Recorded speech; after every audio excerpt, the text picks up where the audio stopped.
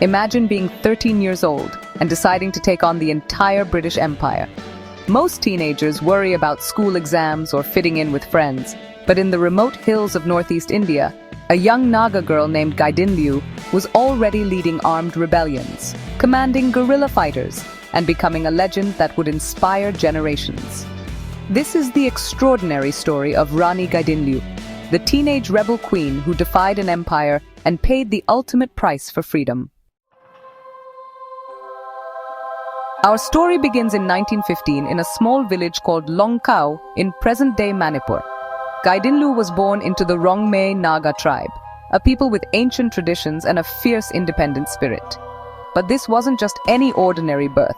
According to local legends, mysterious signs surrounded her arrival, and village elders whispered that she might be destined for something extraordinary. The Naga Hills were a world apart from the rest of British India. These were lands of mist-covered mountains, ancient customs, and tribes that had never truly been conquered. The British had established some control, but their grip was tenuous at best. When Gaidinliu was just a child, a charismatic leader named Haipu Jadonang emerged in the region. Jadonang wasn't just a political leader, he was a spiritual visionary who preached that the British would be driven out and that the old Naga kingdoms would be restored. He combined traditional Naga beliefs with a powerful anti-colonial message that resonated deeply with the people. At the age of 13, Gaidinliu's life changed forever when she encountered Jadonang. There was something magnetic about this young girl. Perhaps it was her intelligence, her spiritual sensitivity, or simply her fearless nature. Jadonang recognized her potential and took her under his wing as his most trusted disciple. Under Jadonang's guidance, Gaidinliu learned not just the arts of warfare and leadership, but also the deeper spiritual practices that would make her a powerful figure in Naga society. She learned to perform healing rituals, to communicate with ancestral spirits, and to inspire people through her presence alone. But their movement was about more than just spirituality. Jadonang and his followers were actively working to overthrow British rule. They established a parallel government, collected taxes, and began preparing for armed resistance. The British, initially dismissive of what they saw as a primitive tribal movement, were about to get a rude awakening. In 1931, the inevitable clash came. British forces moved to arrest Jadonang and crush the rebellion. But the Nagas were ready. In a series of lightning attacks, they struck British outposts and government buildings. The most audacious attack came when they stormed the Hangram village and killed several British officials and their collaborators. The British were shocked. This wasn't the kind of organized resistance they expected from what they considered backward tribal people. But their response was swift and brutal. They captured Jadonang and, after a hasty trial, executed him in August 1931. The movement seemed finished. Their spiritual leader was dead, and British forces were scouring the hills for his followers. But they had made one crucial mistake. They had underestimated the 16-year-old girl who had been Jadonang's closest disciple. With Jadonang's death, something extraordinary happened. Instead of collapsing, the movement found new life under Gaidinliu's leadership. The teenage girl stepped forward and declared herself the heir to Jadonang's mission. But she was more than just a replacement. She brought her own vision and her own fierce determination to the struggle. Gaidinliu proclaimed herself the Queen of the Nagas and established her headquarters in the dense forests of the region. From here, she commanded a network of guerrilla fighters who knew every mountain path and jungle hideout. They used traditional Naga warfare tactics, hit-and-run attacks, ambushes, and psychological warfare that left the British forces constantly on edge. But what made Gaidinliu truly dangerous wasn't just her military strategy, it was her spiritual authority. People believed she had supernatural powers, that she could communicate with the spirits of the ancestors, and that she was destined to drive out the foreigners and restore the ancient Naga way of life. The British found themselves fighting not just a military campaign, but a spiritual and cultural revolution. Every village that supported Gaidinliu became a potential fortress, every local person a potential spy or fighter. the teenage queen had turned the entire region into a zone of resistance. For over 3 years, Gaidinliu played a deadly game of cat and mouse with British forces. They deployed thousands of troops, offered massive rewards for her capture, and turned the screws on local communities. But the rebel queen seemed to vanish into the mists of the mountains whenever they got close.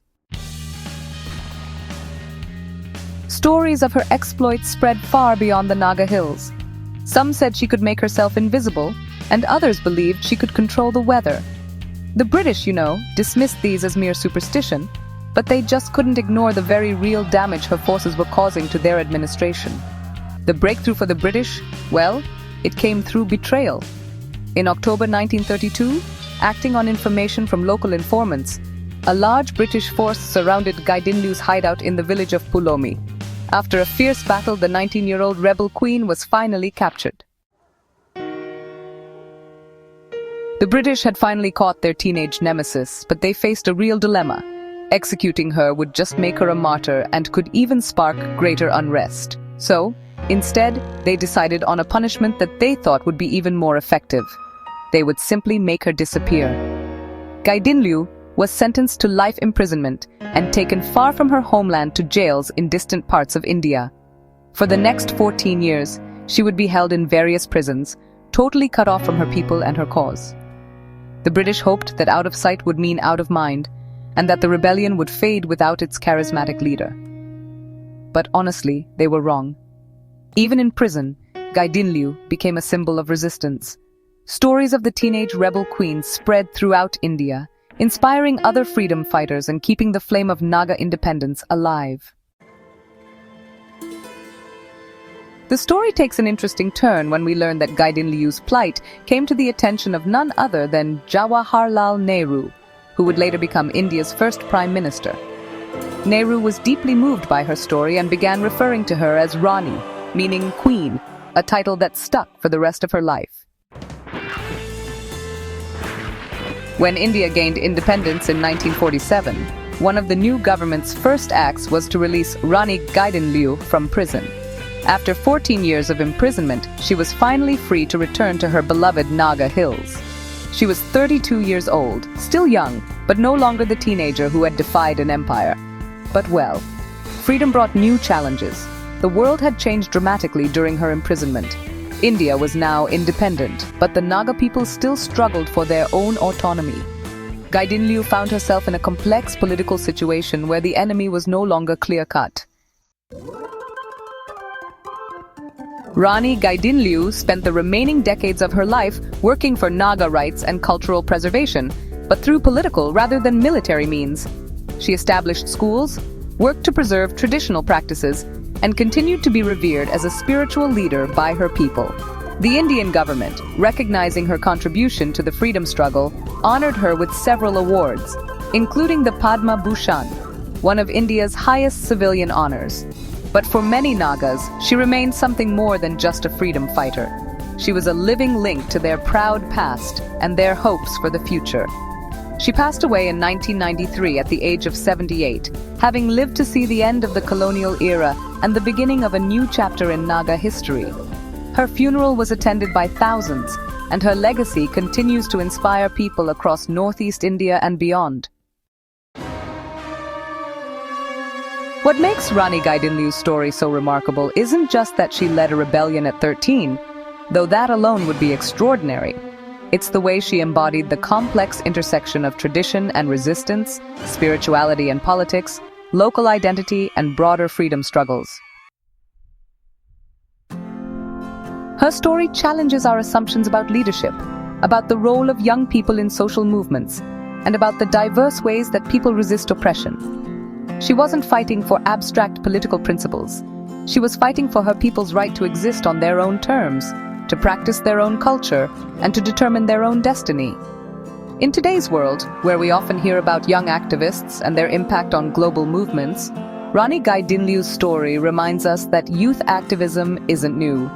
Throughout history, young people have been at the forefront of struggles for justice and freedom, often paying tremendous personal costs for their convictions.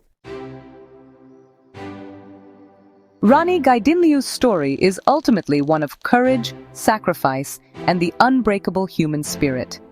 A 13-year-old girl from a remote village took on the British Empire and, despite being imprisoned for 14 years, never gave up her fight for her people's freedom.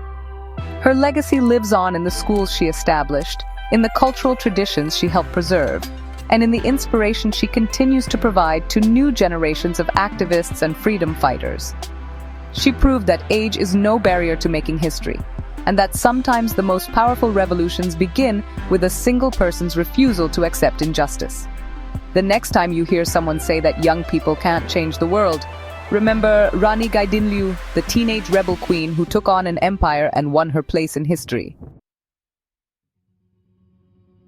Subscribe for more incredible stories from Indian history. Check out our video on other young freedom fighters. What do you think? Could a teenager lead a revolution today?